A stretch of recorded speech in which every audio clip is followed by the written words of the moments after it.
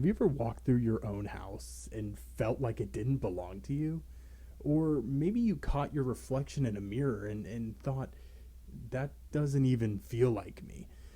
But like the world is there, but behind glass, like you're watching somebody else live your life.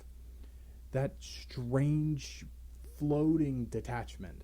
It has a name. When the world feels unreal, we call it derealization. But when you feel unreal, it's depersonalization. And for many people, these aren't just passing feelings. They can last for hours or days, sometimes even weeks. They're disorienting, frightening, but yet oddly protective. From a psychodynamic perspective, derealization and depersonalization are defenses. They're the mind's way of saying, like, hey, I can't really handle this right now, so I'm going to head out. Think of a child watching a scary movie.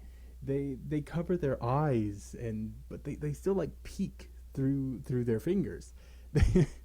That's what your mind does, but with overwhelming emotion. You're there, but at a distance. Dissociation. That includes derealization and depersonalization.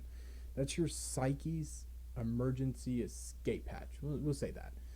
When a memory, a loss, or just a feeling that threatens to flood your mind, part of you leaves the room. Psychologically, not physically. That's something else. You keep moving, you keep talking, you keep functioning, but part of you that feels most alive is hiding.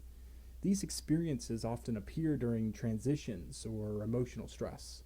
For example, like a loss of a relationship or reminders of a past trauma, major life changes, or just anything that shakes your sense of self.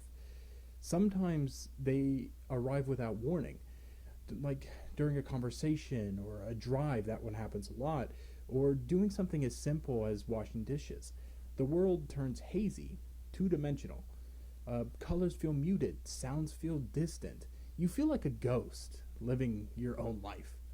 And yet, beneath that detachment is the very part of you that is overwhelmed with feelings. Let me give you an example. Take Alina, 24. She says her apartment feels like a movie set. She hears her own voice and thinks, that doesn't sound like me. That all began after a painful breakup. This one that left her with sadness she couldn't fully process. Instead of collapsing under the weight of her emotions, Alina, her mind chose distance. By separating from her feelings, she avoided the pain, but she also lost her sense of being real. In therapy, we might see this as psychodynamic avoidance. That's a subconscious retreat to protect the self from overwhelming emotions. It's like her mind said, I'll keep you safe by stepping out of the story until it feels safe to return. Now, here's the biggest truth that people miss. Derealization and depersonalization are not random glitches in the brain. They are meaningful responses to inner conflict. Your psyche is trying to protect you from what feels unmanageable. But that protection comes at a cost. When we step too far outside of ourselves, life becomes flat, dreamlike, or unreachable. Moments will pass, but we don't fully live them. The path back isn't forcing yourself to snap out of it. It's You have to create the conditions in order for your mind to feel safe to return. Like in therapy, where suppressed emotions can be explored safely, or maybe like activities that are immersive, things that pull you into the present. That's like music, art, or nature. Or there's grounding techniques, feeling textures, scanning the room, or deep breathing, and reconnecting with people and places that remind you that you are here and you are real. Psychodynamically, the goal isn't to push the feeling away, it's to understand it. To ask, what part of me is my mind protecting?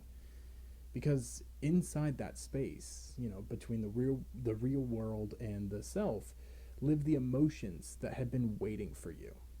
So, the next time that the world feels like a dream, instead of panicking or blaming yourself, take a pause, breathe, and ask yourself, what am I not ready to face right now? In that quiet space, if you're patient and gentle with yourself, life can start to feel real again.